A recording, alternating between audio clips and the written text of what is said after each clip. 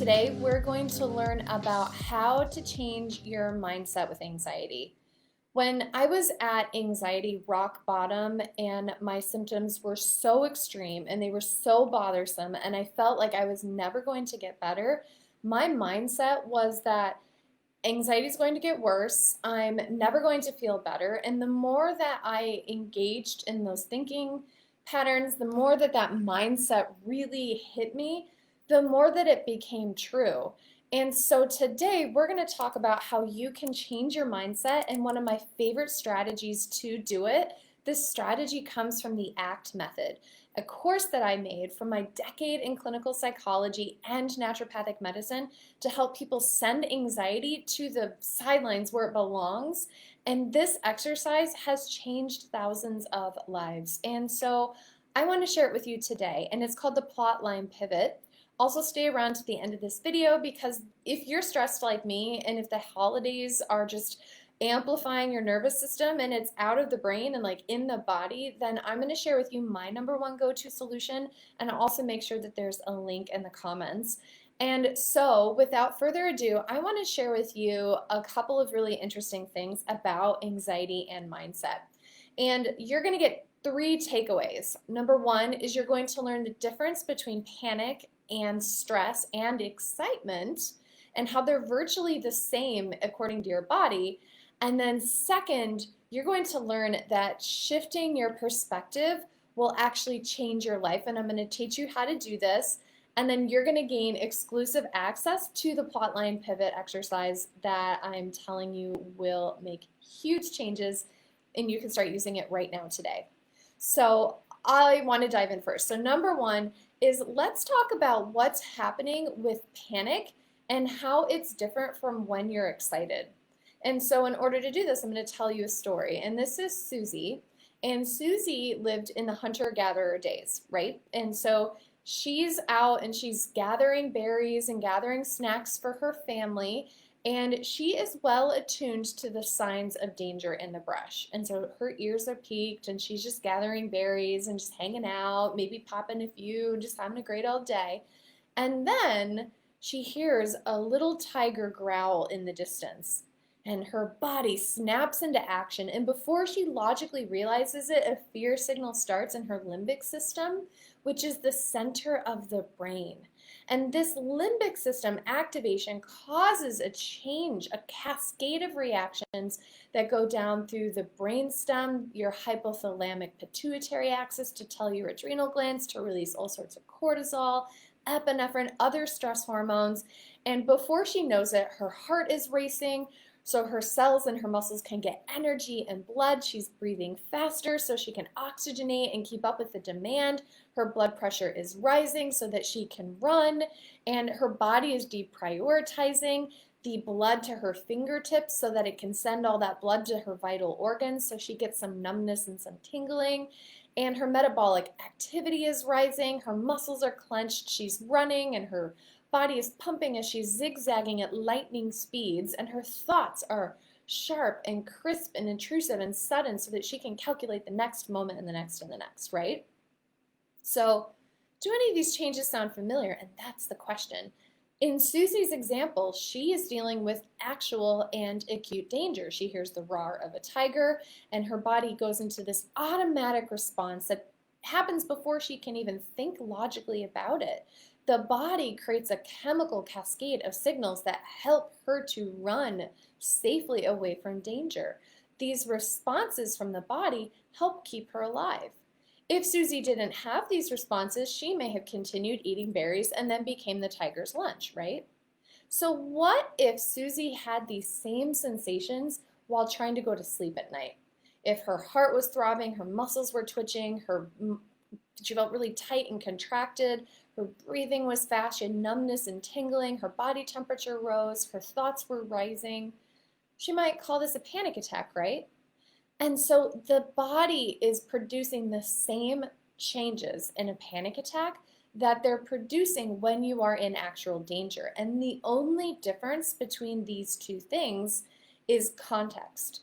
And our body is responding based on the context when we're in danger, but when we're dealing with panic and stress and anxiety, the context isn't lining up with the danger. And so what we have to do is we have to shift our perspective and shift the context.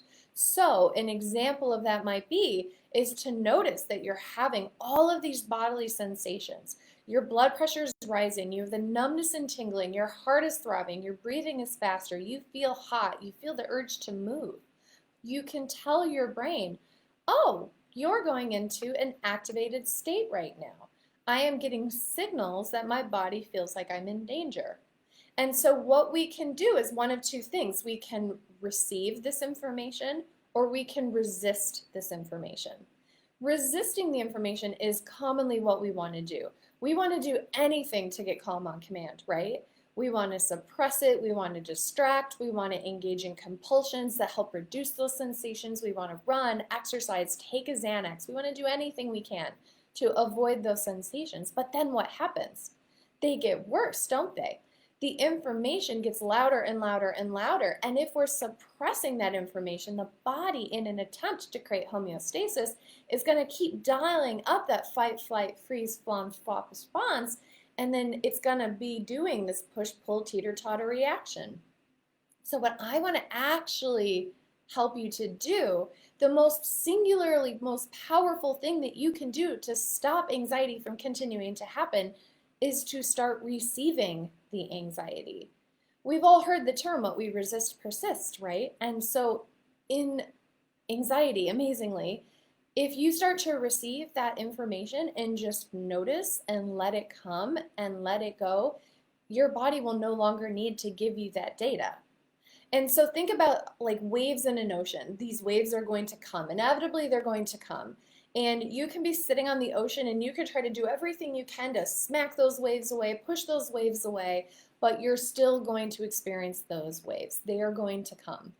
But if we allow ourselves to receive those waves, notice the heart racing, the muscles clenching, notice the vision getting blurry when you try to read things up close, noticing all of those things, and then changing the context of, okay, my body's producing these signals.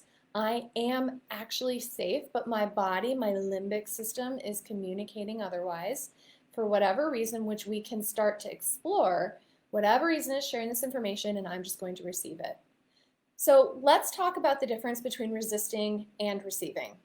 Resisting is refusing to tolerate the moment, as opposed to receiving is where you just be in the moment. And what does being in the moment even look like? It's breathing, it's sitting, it's resting, it's detecting, it's being a witness without judgment. Resisting is giving up on the process, and receiving is holding the space even when the emotions become extremely powerful, you just hang on. Resisting would be trying to distract yourself, calling a friend, using all these wonderful coping strategies, which we'll talk about in a moment. And receiving is letting go of the need to control. Resisting is overfilling your schedule, going to work, doing all of the things so that you don't have to feel what's happening in your body. And receiving is giving yourself the space and time to listen. And resisting is trying to be in control and attaching to your hurts and analyzing it and trying to figure it out and create all the solutions and go down rabbit holes of internet research on what to do. And receiving is just simply know that you are not your thoughts, know that your body is giving you information and that you are here bearing witness. And so then the question is so should I not do things for my anxiety? Should I just suffer? And the answer is no. What I would encourage you to do is to do an exercise. What we're going to talk about next is called the Plotline Pivot. And this technique, like I said, it has literally changed thousands of lives. And this can be used if you deal with insomnia and you need to deal with your perspective and your context of insomnia, or if you're depressed, or if you're in a situation where you can't change it, you don't have control over changing it, and you can either suffer or just accept it. And so in any of these moments, when you feel like it has to be one or the other, there's a way that we can put you in a space to deal with that, and this is what you're going to learn next. So, the Plotline Pivot is where we intentionally create space to feel the waves. whether it's stress or anger or irritation or resentment or fear or analysis. It's when the brain is racing and the muscles are tight and the heart is pumping and you can't feel your fingers or your face. When these things are happening, we want to notice and feel it. But we don't want it to go on forever. We want to be the ones who are in control over that. And so what we do is we go into one plot line, we hold the space, we receive the space, we're in that moment, and then we do a plotline pivot, we switch. And so let me walk you through what that would look like. So when you have anxiety, I want you to notice what the anxiety feels like. Write it down. Write down all of the bad thoughts that you're having. I want you to notice where you feel it. My heart is constricted. It's like an elephant sitting on my chest. I can't feel my lips. They become numb. I have all these catastrophic thoughts. I'm going to die. I'm going to go insane. My health is failing. What if I get COVID? All of the thoughts that you have, whatever they are, write them down. All of the feelings, write them down. And then just notice them. Notice the wave. Notice the feelings. And then put a timer on your clock so that you can hold that space in that moment for as long as you deem appropriate. And then you're going to pivot the plot line. So the next step is when you start to change your body and you start to change your plot line. And so I want you to start to imagine a time when you felt really good, when you felt really confident, when you felt like a badass. For me, I feel really good and when I feel like really confident and on top of the world when I'm teaching, when I'm able to make a difference in the lives of my students and my clients, and I feel a change in my posture, I feel a change in my voice, a change in my body. And so I want you to see if you can think of a time when you felt really confident or really good, or maybe you don't have that moment. And so you can imagine emulating what that might feel like. Like, look at somebody who you admire, like Belle from Beauty and the Beast, or Wonder Woman, or somebody who's a leader, or somebody you admire, a mentor, somebody, something where you can emulate that if you haven't had that moment in your own life. And I want you to close your eyes and I want you to notice the difference. I want you to notice how you can bring your shoulders back, take a breath in and exhale the breath, and notice the confidence, the relaxation. I want you to notice your eyebrows, where your tongue is positioned in your mouth. I want you to notice how you gesture. I want you to notice a half smile on your face. And I want you to practice this for a predetermined amount of time. I want you to really start to own your badass self. And so then with the plotline pivot, you're actually going to rehearse going back and forth between these states. Because what's happening with anxiety is that anxiety is happening. The root causes are there. And the Anxiety Freedom course will help you work through that. But right now, we have to take back the control so that you are choosing, like right now, I'm going to be in a plot line where I'm feeling the anxiety, I'm feeling the grief, I'm noticing it.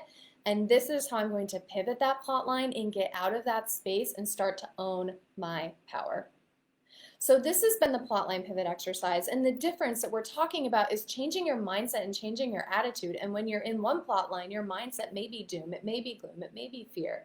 And in the other plot line, when you do that pivot, it's noticing the data, it's receiving, it's honoring, it's being in that space and knowing that you are working towards control. People will often ask me, where in the plotline pivot can I take a supplement? Can I do the distraction? And I would say do it at the end. So set your alarm, have 1 minute being in the flow, being in the receiving, and then 1 minute going back into your confident self, and then repeat that 2 or 3 times, ending in confidence, and then set a hard stop. So that's where, okay, I did my work and now I need to take some calm on command. Or now I need to do some self-care. I'm going to go run, or I'm going to call a friend now. So that you started the process of opening that soda bottle that's got all this pressure building up. You're working on opening the soda bottle, letting out some of that pressure, but also reinstalling into your brain the life that you want. So today we talked about how to change your attitude about anxiety and strategies that you can use to create a new plot line so that you don't have to be the victim to anxiety. We talked about what you can do so that you don't have to resist anxiety, because what we resist will persist. We can't change a problem we're not willing to have. And so today, I want you to start using this plotline pivot exercise. And if you need to put a period at the end of the sentence after you do the exercise, and if your nervous system it's not as experienced, you got to practice this, right? So if your nervous system is getting stuck, then I highly recommend checking out some amino acid supports and botanical supports. If that's appropriate for you, talk to your doctor. My favorite go-to, it's really quick and easy, and you can carry it in your panic pack. It's called Calm on Command. And I love you guys so much, and I know that stress is high right now. We had an election, and we had the holidays that are coming, and we have this pandemic, and all these things that are going on. And I want you to do the work, but hey, sometimes, let's face it, we just need a little bit of support biologically. And that's why I created the Calm on Command bundle, and we're doing some specials on it. So check it out. Go to my website, drnicolecain.com, click on the button that says shop, and then you'll be able to find Calm on Command in there. I have a video, I have tons of information, and I think you're really going to like it. For best results, using it every day can actually reduce the likelihood of having panic and anxiety in the future. And it's something that we don't intend for someone to take forever, because there's botanicals in it that are actually restoring and balancing for the nervous system. I've used Calm on Command with tons of clients who are also on medications, but always talk to your doctor to make sure it's going to be a good fit for you. Awesome. Today, I'm so honored that you came to learn about how to send anxiety backstage. And if this video was valuable for you, if you don't mind, click the like button, because that tells the Facebook algorithm that people are interested in this content specifically, so that it shows up. And even better, if you're open to it, click that share button, because you never know who might be struggling with anxiety and whose life would be changed by this information. Thank you so much for watching. I'm Dr. Nicole, Anxiety Freedom Warrior, and I will talk to you guys next week. Take care.